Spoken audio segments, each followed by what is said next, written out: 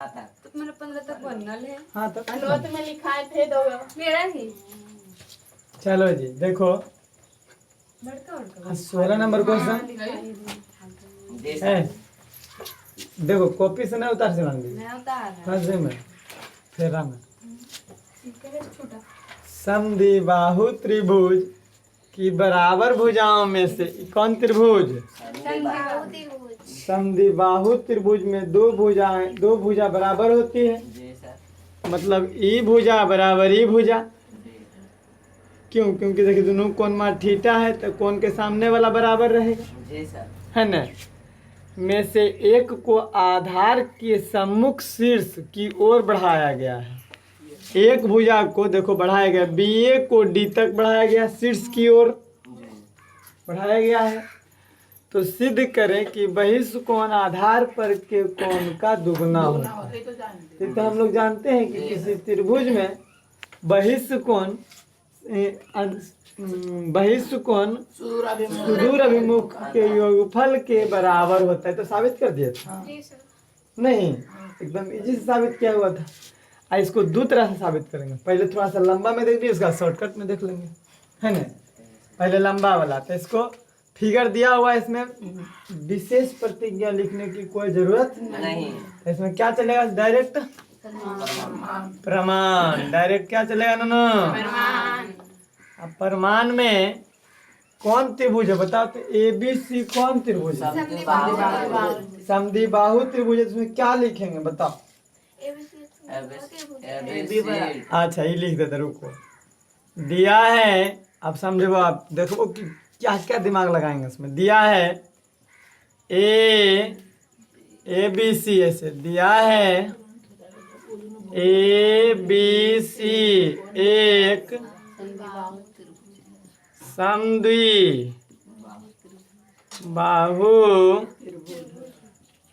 त्रिभुज है। अच्छा बताओ अब क्या लिखे जब समद्विबाहु त्रिभुज है? कौन सी लिखे? वो दोनों भुजा जब बराबर रहेगा तो दोनों कोण बराबर होगा। दोनों कोण तो खुद बराबर दिले है। ठीक है ठीक है। हाँ समद्विबाहु त्रिभुज है तो लिखेंगे AB बराबर AC। दो भुजा बराबर होता है, यानी AB बराबर में ये दिया है कि अपने से लिखें? दिया है। और लिख देंगे मन करेगा तो कि BA को अपने सिद्ध में बिंदु D तक बढ़ाया गया है। ये भी दिया हुआ है ना। ऐसे BA को अपने सिद्ध में बिंदु D तक बढ़ाया गया है। कोई दिक्कत? यहाँ तक तो आप लोग को एकदम इजी से समझ में आ गया। तो सिद्ध क्या करना है? तो साबित करना है बहिष्ठ कोण यानी बाहर का कोण आधार पर के कोण का दुगना होता है। यानी आधार पर दो कोण बन रहा है, तो बाहर का कोण जो है आधा। हाँ देखो समझिएगा, हम क्या पढ़ा सबसे पहले? किसी त्रिभुज में बहिष्ठ कोण जो होता है ये दोनों के योगफल के बराबर होता है। लेकिन समद्विबाहु त्रिभुज में योगफल के तो बराबर होबे करेगा, लेकिन ई वाला कोण ई कोण के दुगना होगा। मान लो ये कोण है, मान लो 90 डिग्री, तो ये वाला होगा 45 डिग्री, इसका दुगना, या इसका भी दुगना होगा 45 डिग्री। बात समझ आया कि नहीं आया? यानी समद्विबाहु त्रिभुज रहेगा। तो यहाँ पे हम इसको साबित कर रहे हैं। साबित करने के बाद तुरंत हम लिखेंगे, जब ऐसा क्वेश्चन हम जानते हैं कि समद्विबाहु त्रिभुज में बहिष्ठ कोण आधार पर के कोण का दुगना होता है। डायरेक्ट बोल सकते हैं? नहीं बोल सकते हैं, क्योंकि साबित करना है। तो हम लोग जान चुके हैं कि आधार पर दो कोण बनता है, तो दोनों कोण में से किसी भी कोण का ये दुगना होता है समद्विबाहु त्रिभुज में। अब बाकी जनरल त्रिभुज में ये कौन होता है? दोनों के जोड़ के बराबर होता है ना। समझ में आया बात कि नहीं आया? दोनों चीज समझ में आ गया कि नहीं आ गया? बहुत पहले पढ़े थे कि किसी त्रिभुज में बहिष्ठ कोण सुदूर अंताभिमुख के योगफल के बराबर होता है। और आज पढ़े समद्विबाहु त्रिभुज में बहिष्ठ कोण कोई भी आधार पर के कोई कोण का, चाहे ये कोण का, चाहे ये तो शीर्ष कोण का बहिष्ठ कोण है, आधार पर के कोण कोई भी कोण, चाहे ये कोण चाहे ये कोण, दोनों का ये दुगना होता है। दोनों को जोड़ के ना कर ले, ये 45 3 90, ये 45 3 90 दोगुना होता है आधार पर के कोण का। बात समझ में आ गया कि नहीं आ गया? क्वेश्चन जब समझ में आ गया तो इजी है। तो सिद्ध करना है, ऐसे लिख देंगे, तो सिद्ध करना है बहिष्ठ कोण यानी कि DAC बराबर 2 गुना ABC या 2 गुना ACD। बात समझ में आ गया कि नहीं आ गया? समझ में आया? क्या साबित करना है, समझ में आया कि नहीं आया? तो साबित करना वाला लिख दे, कौन सी लिखे?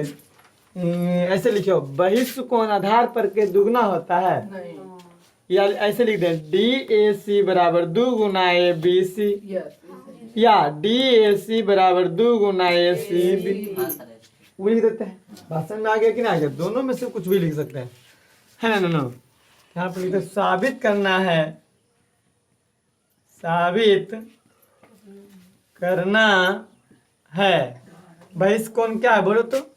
Angle ACD। DAC।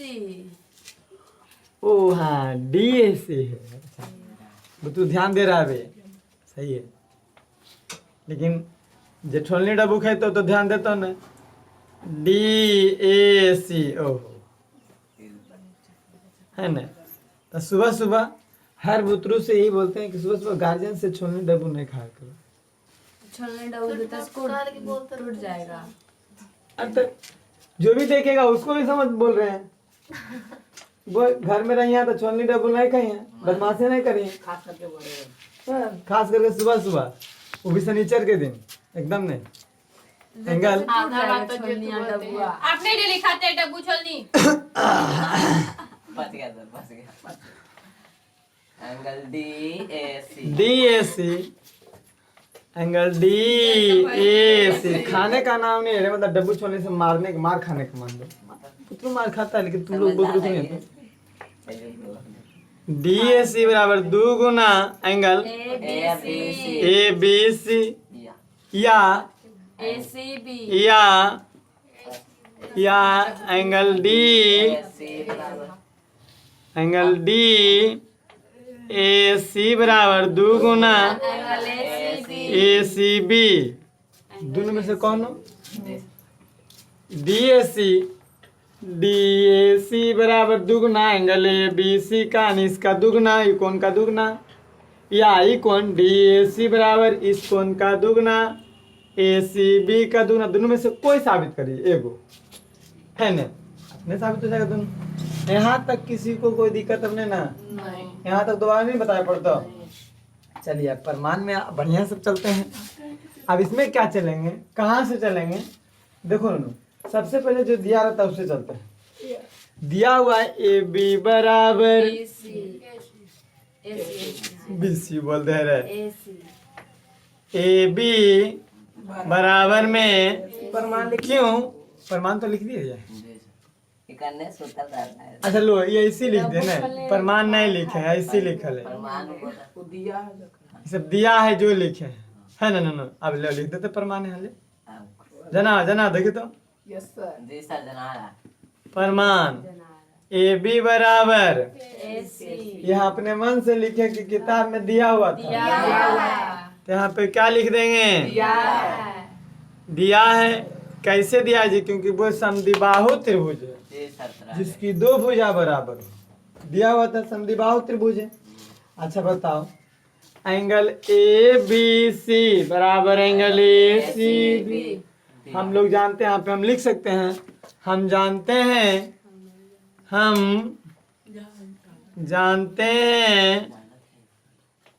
किसी त्रिभुज में, की जानते हैं ना? किसी त्रिभुज में की जाने? किसी त्रिभुज में, किसी त्रिभुज में समान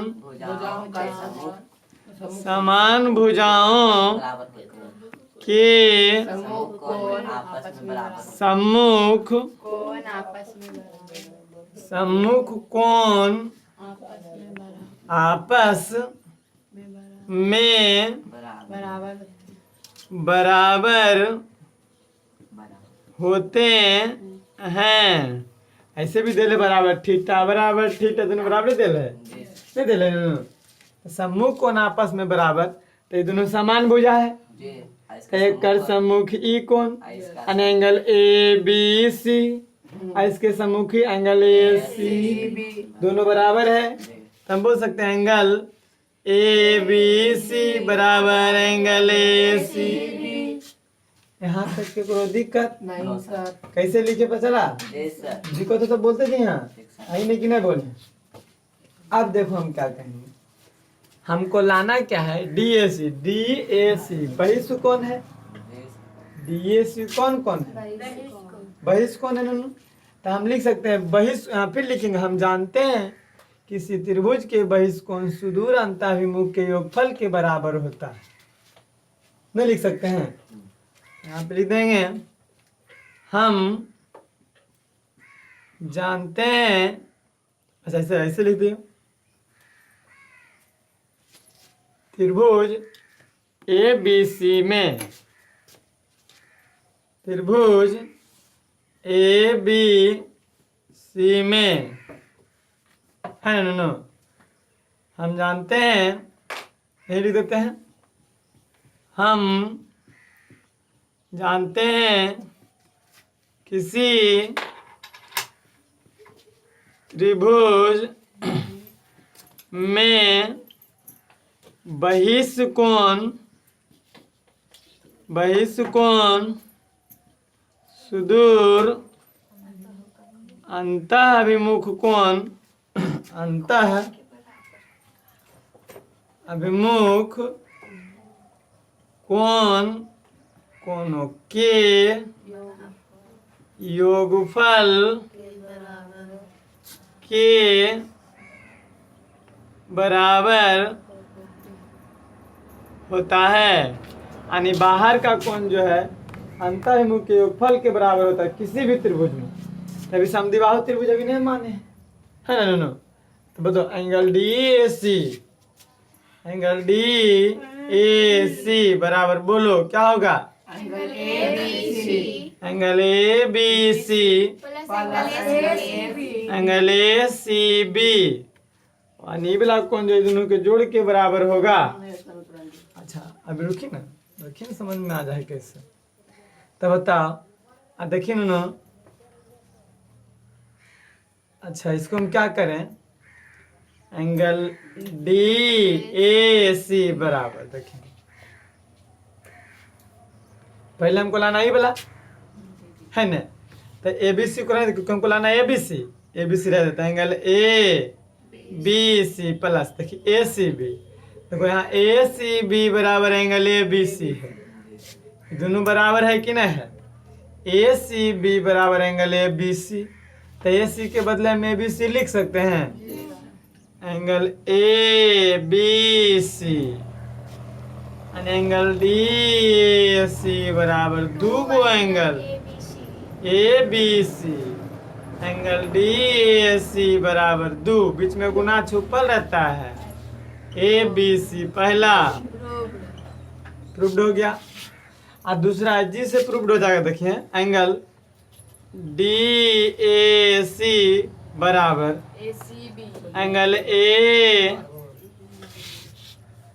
ए B C plus angle A C B. इस सुदूर अभिमुख कोण से ये लिख दिए हम, पूरे लिखते हैं थोड़ा सा। जैसे ही लिखे योगफल के बराबर होता है तो एक बराबर लिख सकते हैं ना एंगल डी ए सी बराबर वही चीज ए बी सी जोड़ ए सी बी। ये कोण दोनों कोण के योगफल के बराबर होता है। तो angle A B C plus angle A C B. अब ये हमको लाना है ई वाला, अगर तो इसको चेंज कर देंगे क्या दिक्कत है। एंगल डी ए सी बराबर अब इसको रह देंगे ए बी सी बराबर ए सी बी लिख देंगे A C B plus angle A C B. हो गया complete. Angle D A C बराबर 2 angle A C B. Angle D A C बराबर 2 गुना एंगल ए सी, बीच में गुना छुपा हो रहा था, दोनों प्रूव हो गया। बात समझ में आ गया कि नहीं? तो तुमको बोला था बहिष्कोण आधार पर के कोण का दुगना होता है। लिख देंगे अतः अतः समद्वि बाहु त्रिभुज में बहिष्कोण आधार पर बने कोणों का दुगना होता है। दुगना होता PROVD। इसको याद रखेंगे कि किसी भी समद्विबाहु त्रिभुज में बहिष्कोण आधार पर बने कोण का दुगना होता है। कोई दिक्कत? नोट करिए। लेना हो गया बताइए। तुमको हम छोड़ेंगे ना, तुमको हम पहले बोल दिए, तुमको हम छोड़ेंगे ना। ठीक है हम कहते तुमको कुछ नहीं किए थे, तुम हमको मार दिए। मारे हम तो ठीक हो लिखिए तो। हाँ सर नहीं का नहीं है शिवानी नहीं ठीक है रे काला हो गया सर। ज्यादा लड़े है कि ना? तो पिछला वीडियो भी उसी हुआ होगा। नहीं सर ठीक था। ठीक था सर हम लोग का मोबाइल वाइस से हाँ? मोबाइल वाइस से हो गया। अच्छा कोई बात नहीं, कुछ कर ले, लिखा लिखी कर लेता है। हाँ तो आप पढ़ाइए।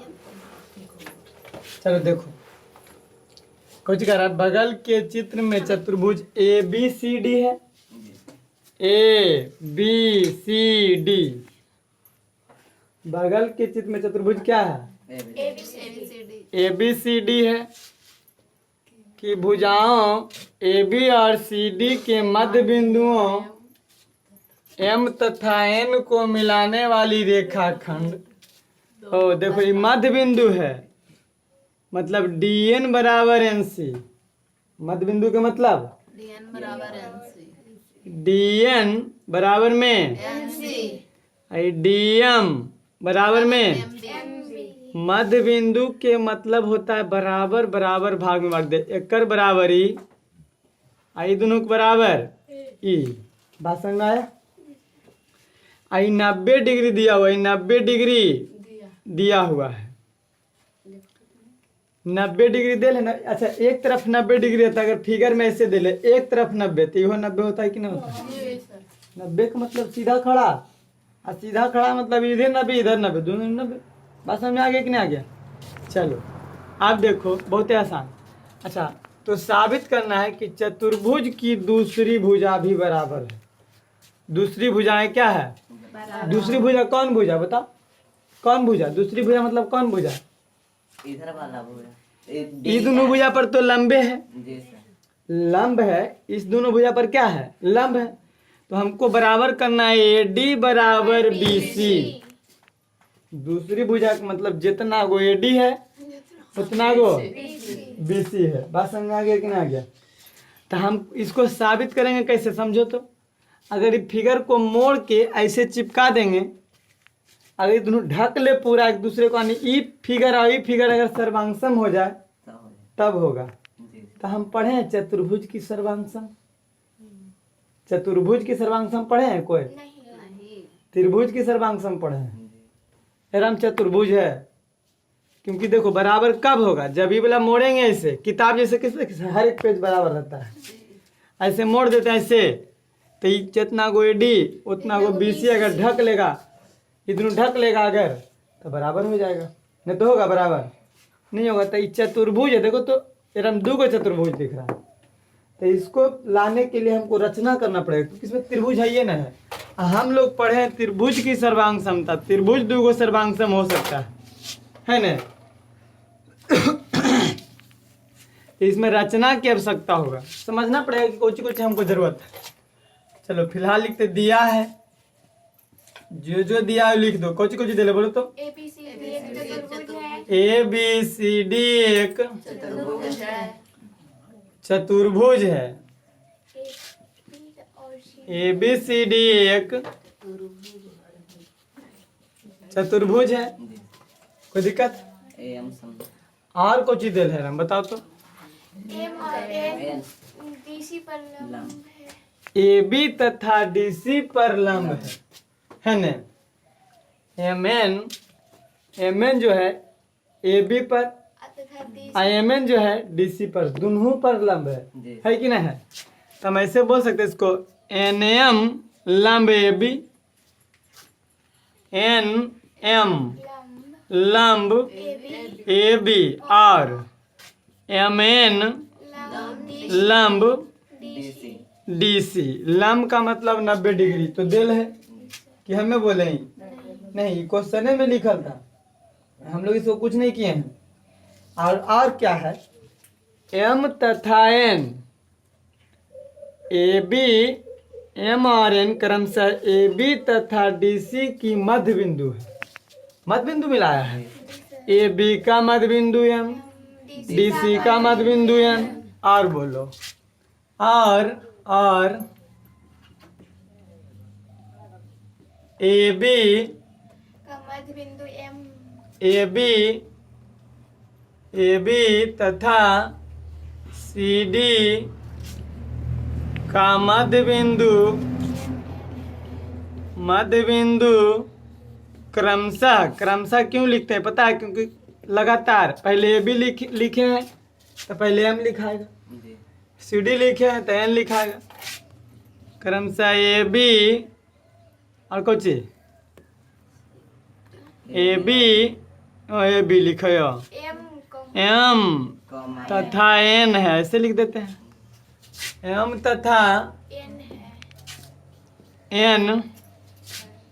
एन है, ये एक बोर्ड में नहीं हटेगा, इतना में नहीं हटेगा, ये लंबा चलेगा क्योंकि हमको दो बार सर्वांग करना पड़ेगा। एन तथा एन है, यहाँ तो कोई दिक्कत। अब इसमें हमको बनाने के लिए क्या करना पड़ेगा नोनो, रचना। क्या करेंगे, रचना करेंगे। तो रचना कैसे करें कि त्रिभुज बन जाएगा, एक को एम से मिलाएंगे, अच्छा एक को एन से भी मिला सकते हैं, या डी को एम से मिला, हाँ ए को एन से मिलाइए तो ऐसे मिलाना पड़ेगा, और नहीं तो इसको ऐसे मिला दीजिए। देखिए डी को एम से सीधा दिखेगा और उससे उल्टा दिख जाता। रचना में क्या किए बताओ तो, डी को एम से मिलाया, एम को सी से मिलाया, हाँ इतना में डी को एम से मिलाया, एम से तथा एम को सी को एम से ऐसे नहीं लिख सकते हैं, एम से मिलाया। तब देखो त्रिभुज बन गया है। अब दो को त्रिभुज बना, आप इस दोनों त्रिभुज को सर्वांगसम करने की कोशिश करेंगे तभी ना कोई उपाय है, और जब तक सर्वांगसम नहीं होगा तब तक कोई उपाय नहीं है। लेकिन पहले इतना नहीं करो, पहले साबित करना क्या है तो लिखवे नहीं की।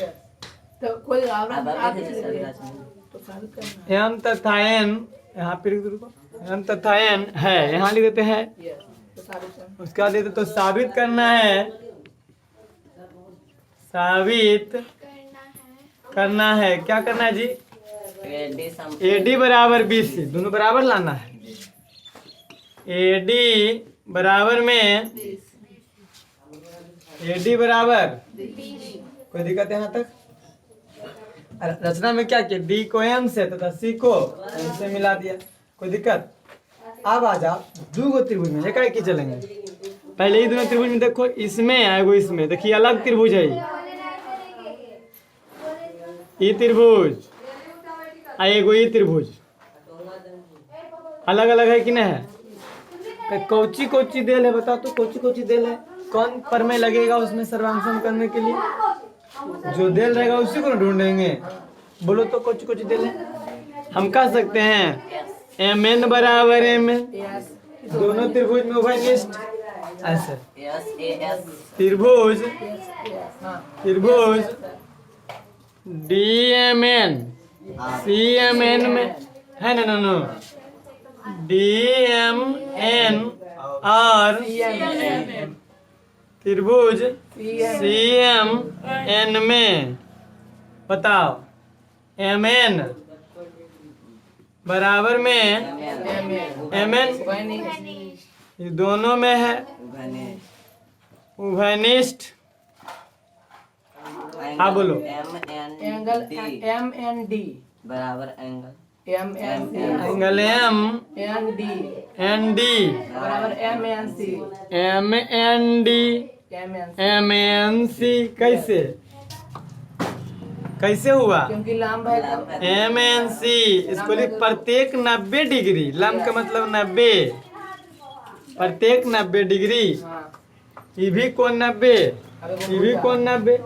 अब बोलो डी एन बराबर एन एन सी। सी कैसे? क्योंकि एन जो है मध्य बिंदु है, दिया है मध्य बिंदु मतलब बराबर है ना नन्नू? तो हम बोल सकते हैं इसे डी एन बराबर में एन सी। दिया है ये क्या है? दिया है दिया है ना, तो ऐसे लिख दो, ऐसे। मध्य बिंदु हाँ, एन डी सी की मध्य मध्य बिंदु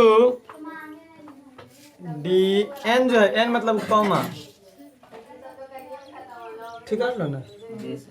एन डी सी की मध्य बिंदु है। देखो तो भुजा, कौन भुजा आर एच एस नहीं, यहाँ ये 90 आर एच एस लगेगा। नहीं आर एच एस में कर्ण बराबर होना चाहिए, यहाँ आर एच एस नहीं लगेगा, यहाँ लगेगा 90 डिग्री। तो देखो भुजा ही बीच में कौन ही भुजा, भुजा बीच में कौन भुजा, एस ए एस सर्वांग समता से, एस ए एस सर्वांग समता से कौन कौन त्रिभुजी?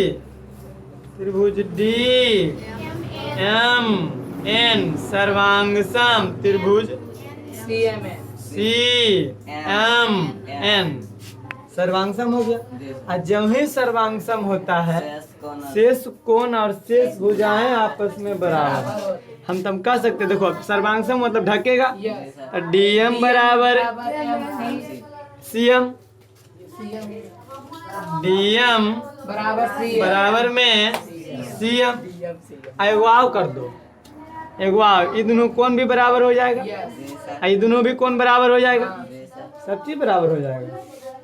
तो बता हम कह सकते हैं एंगल एम डी एन बराबर एंगल एम सी एन, है ना?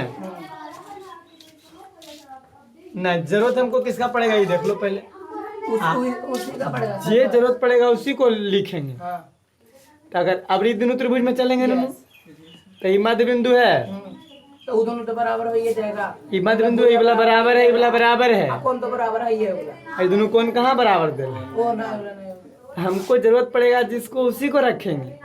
ये अगला त्रिभुज को सर्वांगसम करने के लिए हमको किसका जरूरत पड़ेगा? देखो सबसे पहले भुजा ये बराबर है, ये बराबर ले आए, चलो ठीक है, ये दोनों बराबर है, ठीक है। के पीछे में कोण। तो अब ये दोनों कोण अगर बराबर हो जाए तो काम चल जाएगा, नहीं और नहीं तो ये दोनों कोण बराबर हो जाए तब आर एच एस से काम चल जाएगा। लेकिन 90 डिग्री है नहीं, ये वही तो है नहीं कि है, आने तो एक चीज हो सकता है। अच्छा एगो आ लिखाए होंगे, कौन कौन कौन कौन पर में लिखा था? एस ए एस, एगो ए एस ए एस ना, A S A S A S A S A, अच्छा एस एस फिर आ रहे थे आर एच एस था एगो, तो नहीं यही भुजा यही भुजा बराबर, बीच का कोण यही दोनों बराबर करना पड़ेगा, यही दोनों बराबर करना पड़ेगा, तब कोई उपाय नहीं था, कोई उपाय नहीं है। तो दोनों को बराबर करने के लिए हम कौन सा कोण लिखें जो बराबर हो जाएगा? सब उसको ढकेगा बराबर होगा, रुको ना, दोनों कोण कैसे बराबर होगा जो समझिए। अच्छा ये कोण बराबर ये कोण लिख देते हैं, देखिए समझ में आ जाए कैसे, क्योंकि ये दोनों कोण बराबर सर्वांगसम हो गया था।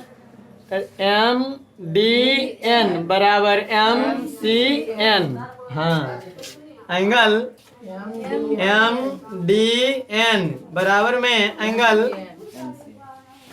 M C N. कोई दिक्कत है यहाँ तक? ये कैसे हो गया बताओ तो? सर्वांग समता, सर्वांग समता के गुण से, यानी सर्वांग जब ही त्रिभुज सर्वांगसम होता है तो शेष कोण और शेष संगत भुजाएं आपस में बराबर होती है। हमको जिसका जरूरत पड़ा उसी को रखेंगे। तो बोले सर इसी का कहाँ जरूरत पड़ा? अभी देखो समझाते काहे जरूरत पड़ा। अच्छा एगो बात बताओ, ये तो हो गया यहाँ इले आए। आप बताइए तो, देखो ये अगर फिगर मिटाते हैं हम ऐसे, देखिए ऐसे फिगर है, ऐसे है फिलहाल, ऐसे है ना, ये 90 है, ये 90 है। तो आप पिछला चीज याद कीजिए, हम बताए थे कि जब एक ही ओर के अंतः कोणों का योग 180 डिग्री तो रेखाएं समांतर होती है।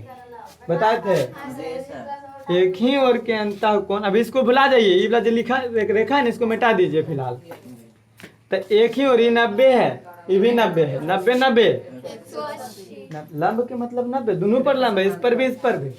तो बताओ एक ही ओर के अंतः कोणों का योग 180 डिग्री है, इसलिए हम कह सकते हैं ए बी समांतर डी सी। कह सकते हैं कि नहीं कह सकते? बात समझ में आया ना? ऐसे लिखो इसको, आई लिखे थे, कहाँ गया प्रत्येक 90 वाला, यहाँ पे देखो चूंकि एम यहाँ लिखल रे, कौन कौन लिखल है, एम डी एन, सर आप गलती लिख दिए। M D N, M C N होगा, एम सी एन होगा यहाँ, एम सी एन। अब प्रत्येक 90 एम डी ऐसे रखो M N D, M N C, हाँ M N C, M N D तो एम एन सी न होगा। तो इसी से चलेंगे। देखो चूंकि एंगल एम एन डी बराबर एंगल एम एन सी, सब क्या है, प्रत्येक कितना नो, प्रत्येक 90। एक ही ओर के अंतर कौन है दोनों, M N D M N C. देखिए एम का M N D M N C, इसको नहीं, चलो इससे नहीं होगा, इससे होबे नहीं करे, इससे नहीं होगा। देखो तो हम कह सकते इसे B M N C N M, प्रत्येक 90, दोनों 90 है नहीं है, यानी ऐसे लिख दो इसको, angle B M N B M N C M N बराबर में एंगल सी एन एम।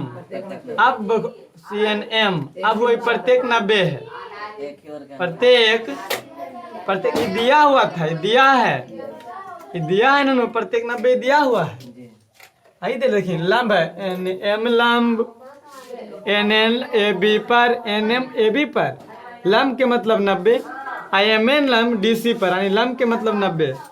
यहाँ पे लिख देंगे हम जानते हैं, आई दोनों एक ही ओर के अंतर कौन है, देखो इस तरफ का है लंब 90, इस तरफ का है 90, है कि नहीं है?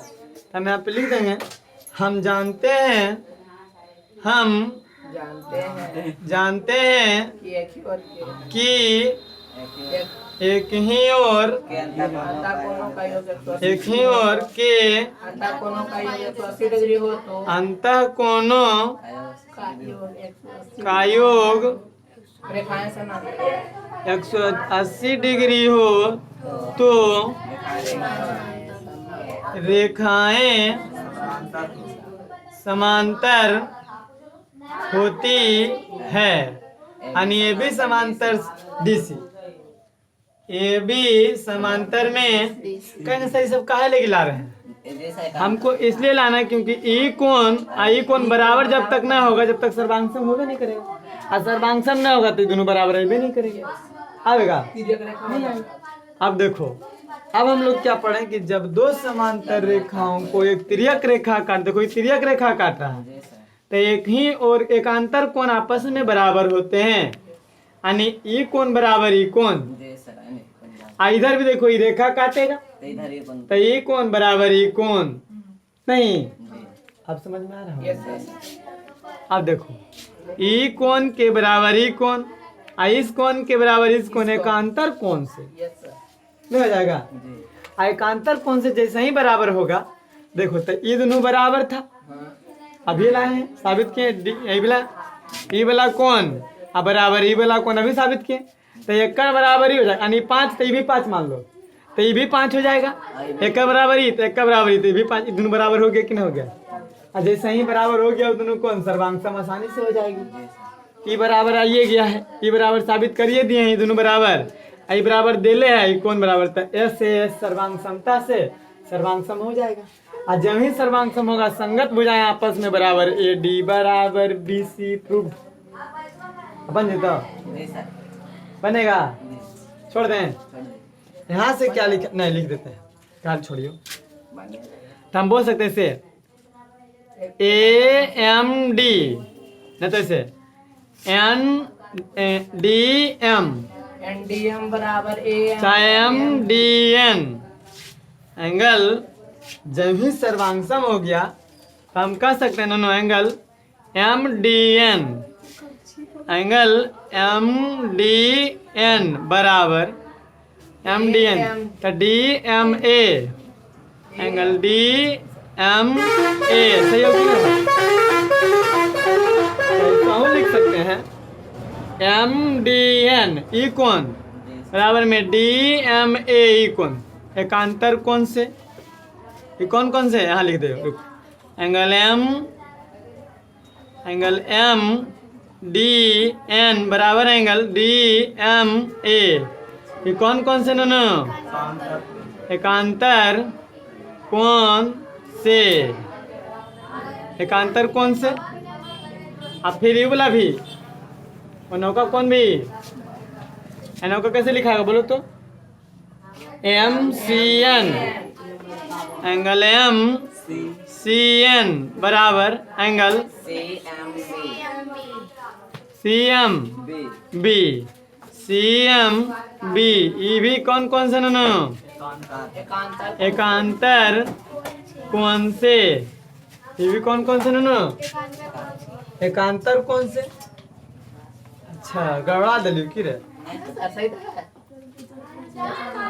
M D N, M D N आइए यहाँ से देखिए ना एम डी एन, इसको समीकरण 1 मानो, इसको तब होगा काम, क्योंकि एम डी एन बराबर एम सी एन।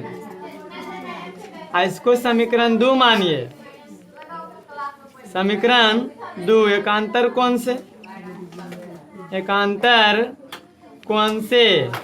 इसको समीकरण 3 मान, ये भी एकांतर कोण से। आप देखो है यहाँ समझो ना 1 2 3 से लिखेंगे समीकरण 1 2 और 3 से। अब एक देखेंगे, एक एंगल एक में कहा देखिए एम डी एन, देखो एम डी एन ई कोण बराबर में एम सी एन ई कोण। फिर देखो एम डी एन ई कोण था बराबर में ई कोण आ गई, दोनों बराबर। फिर 2 में है एम डी एन बराबर डी एम ए, एकर बराबर ई। फिर है एम सी एन बराबर सी डी एम, एकर बराबर ई। तो ये दोनों कौन बराबर हो गया कि ना हो गया। समीकरण 1 2 और 3 से A M D angle A M D बराबर B M C, angle B M C. अब आसान हो गया। अब चलेंगे त्रिभुज ए एम डी और बी एम सी में। अभी दोनों त्रिभुज में चल दो, रूप हो जाएगा आराम से। त्रिभुज ए एम डी और त्रिभुज बी एम सी में बोलो डी एम बराबर एम सी, सी एम बोल दो, डी एम बराबर सी एम। साबित किए हैं अभी, आई साबित किए हैं, साबित किया। और बोलो ए एम बराबर एम बी। अच्छा वही साबित किया अभी नो ये बोला देखिए एंगल ए एम डी बराबर एंगल बी एम सी, ये भी अभी साबित किए हैं। अभी लिख देंगे साबित किया, ये भी क्या क्या नो। अब बोलो ए एम बराबर M B, B M, A M बराबर में बी एम लिख दो ना, बी एम। बताओ भुजा कौन भुजा, देखिए ये भुजा कौन, ये भुजा यहाँ भुजा कौन भुजा सर्वांगसम हो गया। Yes, एस एस सर्वांग समता से, सर्वांग समता से त्रिभुज सर्वांगसम हो गया। कौन त्रिभुज? त्रिभुज ए एम डी, सर्वांगसम त्रिभुज ए एम डी, तो B M C, B M. आज जब ही त्रिभुज सर्वांगसम होता है से संगत भुजाएं आपस में बराबर होते हैं। सर्वांगसम हो गया यानी ए डी बराबर बी सी। यही तो साबित करना था। ए डी बराबर में बराबर में बी सी। कैसे ना? सर्वांग समता के गुण से, सर्वांग समता के गुण से प्रूव्ड। PROVD। आप समझ में आया बात? ही समझ में आया कि नहीं आया? फिर से बता रहा, इसको खाली 2 बार सर्वांगसम करना पड़ा और कोई दिक्कत नहीं। जब तक सर्वांगसम नहीं करते हो भी नहीं करता। चलो ठीक, नोट करो। हाँ।